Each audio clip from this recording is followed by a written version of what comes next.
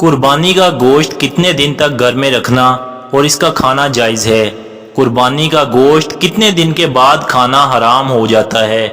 जैसे ही ईद कुर्बान गुजरती है तो ये सवाल मुसलमानों के जहन में आता है, क्योंकि इस हवाले से हमारे मुआशरे में मुख्तलिफ लोगों के मुख्तलिफ नज़रियात सुनने को मिलते हैं। बाज़ लोग ये कहते हैं कि कुर्बानी का गोश्त 3 दिन से ज़्यादा नहीं रखना चाहिए, 3 दिन के बाद इसका खाना हराम हो जाता है।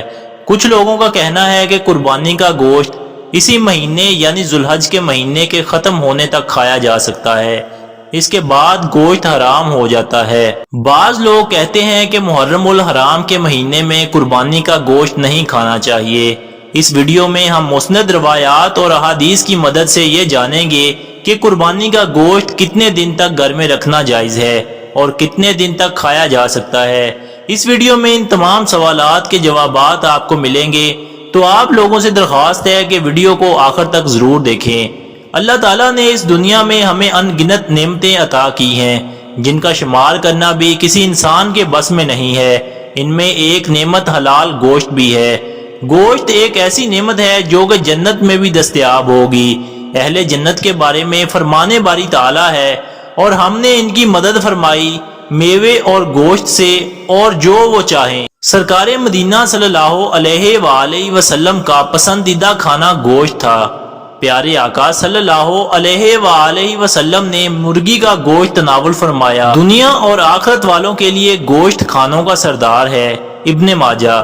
यहाँ हम आपको बताते हैं कि मुर्गी और मछली के गोश्त को वाइट मीट और चौपायों के गोश्त को रेड मीट कहा जाता है। गोश्त में आयरन, विटामिन बी कॉम्प्लेक्स वगैरह मुख्तलिफ अज्जा मौजूद होते हैं, जो कि इंसानी जिस्म और सेहत के लिए बहुत ज्यादा मुफीद होते हैं। लेकिन यहाँ पर एक बात को मद्देनजर रखना बहुत जरूरी है कि मुनासिब मिकदार में गोश्त खाना इंसानी जिस्म के लिए फायदा मंद है, लेकिन गोश्त का हद से ज्यादा इस्तेमाल नुकसानदेह भी साबित हो सकता है। वाइट मीट की निस्बत रेड मीट में चिकनाई और विटामिन की मिकदार ज्यादा होती है।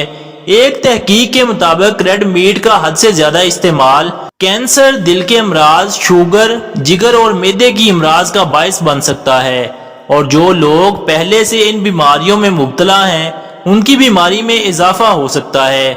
गोश्त का हद से ज्यादा इस्तेमाल करने से मैदे में तकलीफ और कब्ज वगैरह के मसाइल भी लाहक हो सकते हैं। एक जदीद तहकीक के मुताबिक हद से ज्यादा गोश्त का इस्तेमाल करने से कसरत नस्यान यानी भूलने की बीमारी भी हो सकती है। जिसका कोलेस्ट्रॉल या यूरिक एसिड बढ़ा हुआ हो उसको गोश्त नहीं इस्तेमाल करना चाहिए।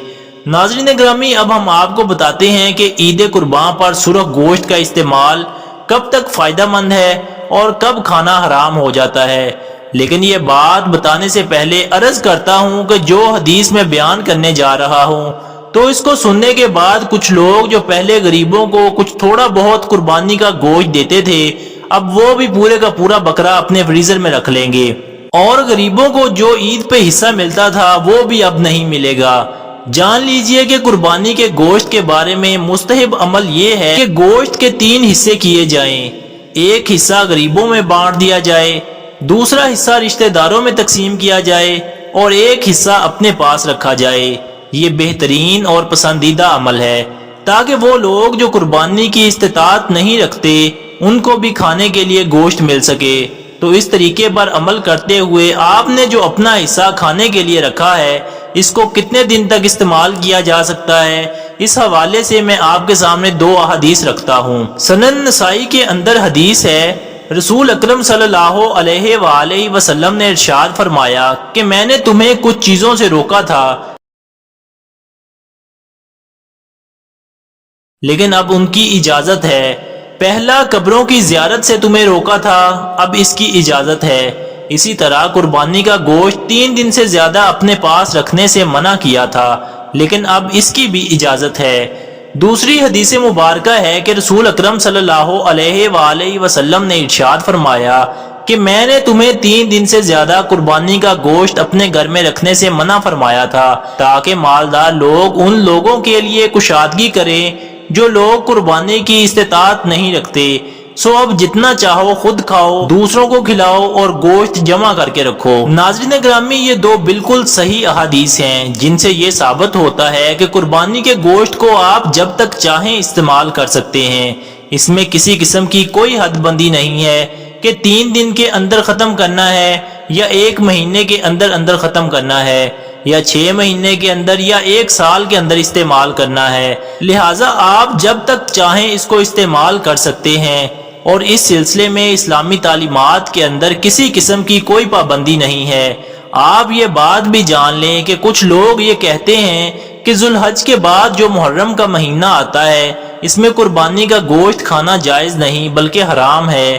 یہ بات بھی بالکل غلط ہے، کیونکہ اوپر دی گئی حدیث سے ثابت ہے کہ قربانی کا گوشت جب تک چاہے رکھ سکتے ہیں اور استعمال کر سکتے ہیں۔ اس میں شرعاً کسی قسم کی کوئی ممانعت اور قباحت نہیں ہے، لیکن گوشت کے استعمال میں بے احتیاطی جتنی عید قربان کے دنوں میں کی جاتی ہے اتنی شاید پورے سال میں نہیں ہوتی۔